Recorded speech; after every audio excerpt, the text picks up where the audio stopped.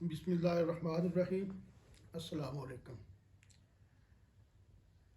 ناظرین، آج ہم بیان کریں گے کہ اہل بیت کی شان کے بارے میں، ان کے بارے میں اللہ کے نبی صلی اللہ علیہ وسلم کا کیا فرمودات ہیں صحیح جو احادیث کی روشنی میں، تاکہ ہم لوگوں کے ذہن میں یہ چیز راسخ ہو، پتہ ہو کہ اہل بیت کی کیا شان ہے، ان کے کیا فضائل و مناقب ہیں، جنہیں بہت بے دردی سے کچلا گیا اور ان کے اوپر بہت ظلم روا رکھے گئے۔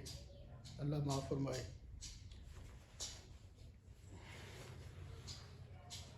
یہ منہاج بخش۔ بسم اللہ الرحمن الرحیم۔ حضور نبی اکرم صلی اللہ علیہ وسلم کے اپنے اہل بیت کے بارے میں وصیت کا بیان۔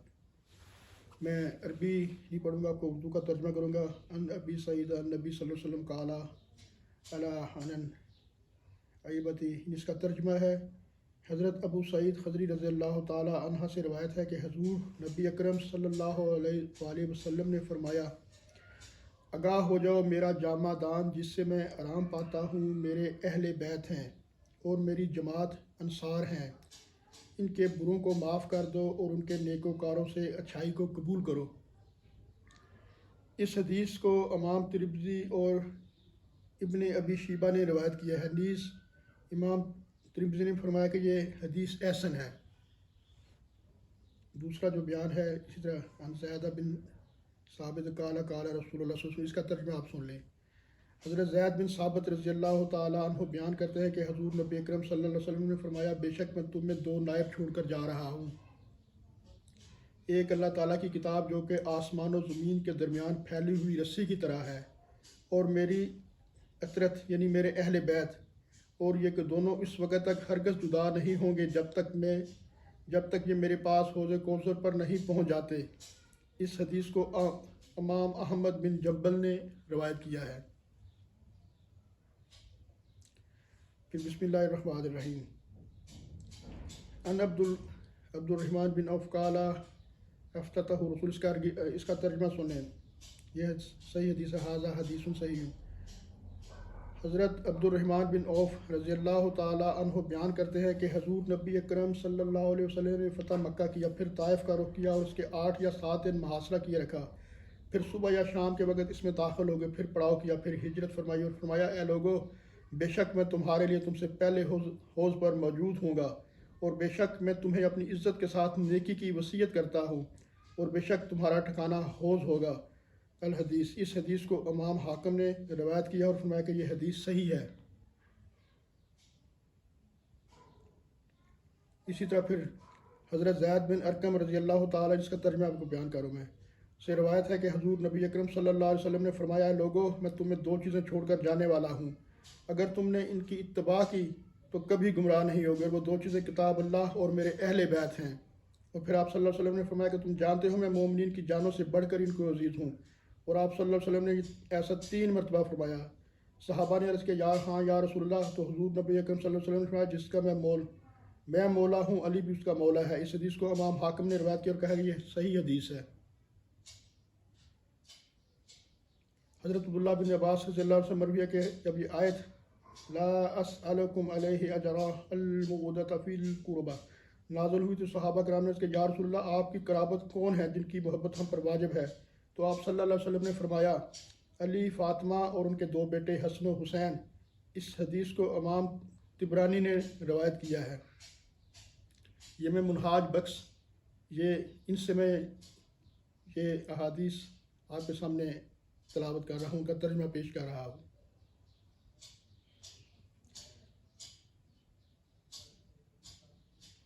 اسی طرح ایک طویل حدیث ہے، حضرت زید بن ارقم رضی اللہ تعالیٰ نے ایک طویل حدیث روایت بیان کرتے ہیں، حضور نبی کریم صلی اللہ علیہ وسلم نے فرمایا، پس یہ دیکھو کہ تم 2 بھاری چیزوں میں مجھے کیسے باقی رکھتے ہو۔ پس ایک ندا دینے والی نے ندا دی، یا رسول اللہ، وہ 2 بھاری چیزیں کیا ہیں؟ آپ صلی اللہ علیہ وسلم نے فرمایا، اللہ تعالیٰ کی کتاب جس کا ایک کنارہ اللہ کے ہاتھ میں اور دوسرا کنارہ تمہارے ہاتھ میں، پس اگر تم اس سے مضبوطی سے تھامے رہو تو کبھی بھی گمراہ نہیں ہوگے، اور دوسری چیز میری عزت، میری اطرت ہے، اور بے شک اس لطیف و خبیر رب نے مجھے اس کی خبر دی ہے کہ یہ دونوں چیزیں کبھی جدا نہیں ہوں گی یہاں تک کہ یہ میرے پاس حوض کوثر پر حاضر ہوں گی، اور ایسا ان کے لیے میں نے اپنے رب سے مانگا ہے، پس تم لوگ ان پر پیش قدمی نہ کرو، کہ ہلاک ہو جاؤ، اور نہ ہی ان سے پیچھے رہو کہ ہلاک ہو جاؤ، اور نہ ان کو سکھاؤ کیونکہ یہ تم سے زیادہ جانتے ہیں۔ پھر آپ صلی اللہ علیہ وسلم نے حضرت علی رضی اللہ عنہ کا ہاتھ پکڑے فرمایا، پس میں جس کی جان سے بڑھ کر اسے عزیز ہوں تو یہ علی اس کا مولا ہے۔ اے اللہ، جو علی کو اپنا دوست رکھتا ہے تو اسے اپنا دوست رکھ، اور جو علی سے عداوت رکھتا ہے تو اس سے عداوت رکھ۔ اس حدیث کو امام طبرانی نے بیان کیا ہے۔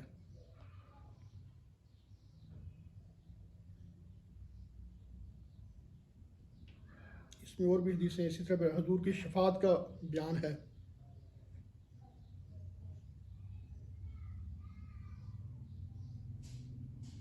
اس طرح پھر حضرت عباس رضی اللہ عنہ کو بیان فرماتا ہے کہ جب ہم قریش کی جماعت سے ملتے اور وہ باہم گفتگو کر رہے ہوتے تو گفتگو روک دیتے، ہم نے صلی اللہ علیہ وسلم سے بارگاہ میں اس امر کی شکایت کی تو آپ صلی اللہ علیہ وسلم نے فرمایا، لوگوں کو کیا ہو گیا کہ جب میرے اہل بیت سے کسی ایک کو دیکھتے ہیں تو گفتگو روک دیتے ہیں۔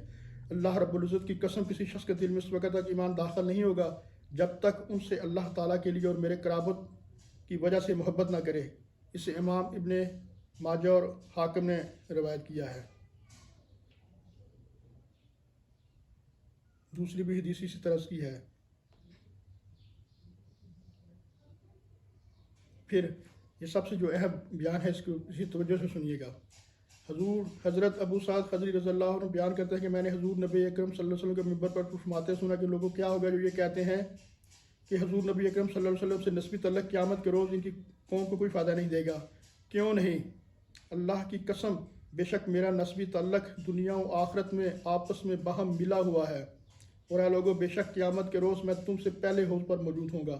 پس جب تم آ گئے تو ایک آدمی کہے گا، یا رسول اللہ، میں فلاں بن فلاں ہوں۔ پس حضور نے فرمایا، اس کا فلاں بن فلاں کہنا پایا ثبوت کو پہنچے گا، اور رہا نسب تو تعلق، تحقیق اس کی پہچان میں نے تمہیں کرا دی ہے، لیکن تم میرے بعد تم احداث کرو گے اور الٹے پاؤں پھر جاؤ گے۔ اس حدیث کو امام احمد بن جبل اور امام حاکم نے روایت کیا ہے۔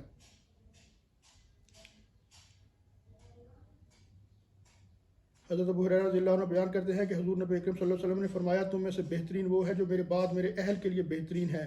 اس حدیث کو امام حاکم اور امام ابو یعلا نے بیان فرمایا ہے۔ حضور نبی اکرم صلی اللہ علیہ وسلم نے فرمایا، کوئی بندہ اس وقت تک مومن نہیں ہو سکتا جب تک میں اس کے نزدیک اس کی جان سے بھی زیادہ محبوب تر نہ ہو جاؤں، اور میرے اہل بیت اس کے اہل خانہ سے محبوب تر نہ ہو جائیں، اور میری اولاد اسے اپنی اولاد سے بڑھ کر محبوب نہ ہو جائے، اور میری ذات اسے اپنی ذات سے محبوب تر نہ ہو جائے۔ اسے امام طبرانی اور امام بہقی نے روایت کیا ہے۔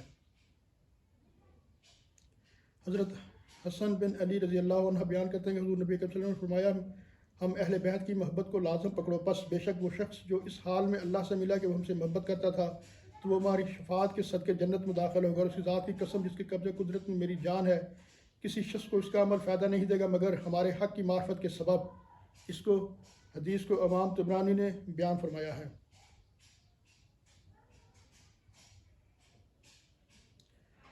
حضرت جابر بن عبداللہ رضی اللہ تعالیٰ عنہ بیان کرتے ہیں کہ آل رسول صلی اللہ علیہ وسلم کی ایک خادمہ تھی جو ان کی خدمت بجا لاتی، اسے بریرہ کہا جاتا تھا۔ پس اسے ایک آدمی ملا اور کہا، اے بریرہ، اپنی چوٹی کو ڈھانپ کر رکھا کرو، بے شک محمد صلی اللہ علیہ وسلم تمہیں اللہ کی طرف سے کچھ فائدہ نہیں پہنچا سکتے۔ راوی بیان کرتے ہیں، پس اس نے حضور نبی اکرم صلی اللہ علیہ وسلم کی اس واقعے کی خبر دی۔ پس آپ صلی اللہ علیہ وسلم اپنی چادر کو گھسیٹتے ہوئے باہر تشریف لائے، حالانکہ حضور نبی اکرم صلی اللہ علیہ وسلم کے دونوں رخسار مبارک سرخ تھے، اور ہم انصار کا گروہ حضور صلی اللہ علیہ وسلم کے غصے کو اب صلی اللہ علیہ وسلم کی چادر کے گھسیٹتے ہوئے اور رخساروں کے سرخ ہونے سے پہچان لیتے تھے۔ پس ہم نے اسلحہ اٹھایا اور حضور نبی اکرم صلی اللہ علیہ وسلم کے پاس آ کر عرض کیا، یا رسول اللہ، آپ جو چاہتے ہیں ہمیں حکم دیں۔ پس اس ذات کی قسم جس نے آپ صلی اللہ علیہ وسلم کو حق کے ساتھ مبعوث فرمایا ہے، اگر آپ ہمیں ہماری ماؤں، ابا اور اولاد کے بارے میں بھی کوئی حکم فرمائیں گے تو ہم ان سے بھی آپ صلی اللہ علیہ وسلم کے قول کو نافذ کر دیں گے۔ پس آپ صلی اللہ علیہ وسلم منبر پر تشریف فرما ہوئے اور اللہ تعالیٰ کی حمد و ثنا بیان کی اور فرمایا، میں کون ہوں؟ ہم نے کہا، آپ اللہ کے رسول ہیں۔ آپ صلی اللہ علیہ وسلم نے پھر فرمایا، ہاں، لیکن میں کون ہوں؟ ہم نے عرض کیا، آپ محمد بن عبداللہ بن عبد المطلب بن ہاشم بن عبد المناف ہیں۔ آپ صلی اللہ علیہ وسلم نے فرمایا، میں حضرت آدم علیہ السلام کی اولاد کا سردار ہوں، لیکن کوئی فخر نہیں۔ میں وہ پہلا شخص ہوں جس سے قبر پھٹے گی، لیکن کوئی فخر نہیں، اور میں وہ پہلا شخص ہوں جس کے سر سے مٹی جھاڑی جائے گی۔ لیکن کوئی فخر نہیں، اور میں سب سے پہلے جنت میں داخل ہونے والا ہوں لیکن کوئی فخر نہیں۔ ان لوگوں کو کیا ہو گیا ہے جو یہ گمان کرتے ہیں کہ میرا رحم، نسب و تعلق فائدہ نہیں دے گا۔ ایسا نہیں ہے جیسا وہ گمان کرتے ہیں۔ بے شک میں شفاعت کروں گا اور میری شفاعت قبول کی جائے گی، یہاں تک کہ جس کی میں شفاعت کروں گا وہ یقیناً دوسروں کی شفاعت کرے گا اور اس کی بھی شفاعت قبول ہوگی، یہاں تک کہ ابلیس بھی اپنی گردن کو بلند کرے گا شفاعت میں طمع کی خاطر، یا کسی طور پر اس کی شفاعت بھی کوئی کر دے۔ اس کو امام طبرانی نے بیان کیا ہے۔ ناظرین، پھر اگلی نشست میں ان کے بارے میں مزید بات چیت ہوگی، صحابہ کی شان بھی بیان کی جائے گی، ان کا مقام و مرتبہ کبھی تعین کیا جائے گا تاکہ لوگوں کو یہ سمجھنے میں آسانی ہو کہ اصحاب کا کیا مرتبہ ہے، اہل بیت کا کیا مرتبہ ہے، حضور صلی اللہ علیہ وسلم کا کیا مرتبہ ہے، اللہ کے احکام کی کیا اہمیت ہے۔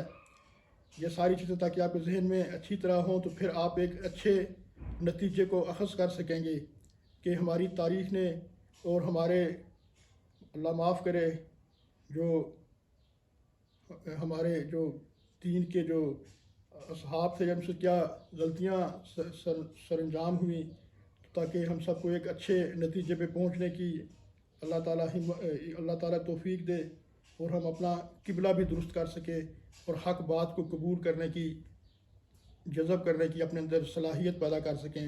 جب حق سامنے واضح ہو جائے تو پھر اس کے اوپر حجت قائم ہو جاتی ہے، پھر وہ اس سے انحراف کرنا اس کے لیے ایک گھاٹے کا سودا ہو سکتا ہے۔